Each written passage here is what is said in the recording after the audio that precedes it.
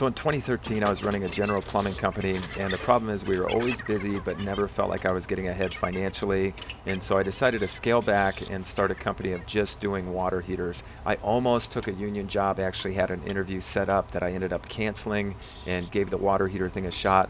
First couple years was really slow. First 9 years, it was completely me by myself. I had help from my wife with the books, but it wasn't until 2022 that I hired my first employee. In 2023, we're now busier than ever. We still don't use HomeAdvisor. We don't use Thumbtack. Mainly rely on word of mouth business. A lot of that comes from Nextdoor.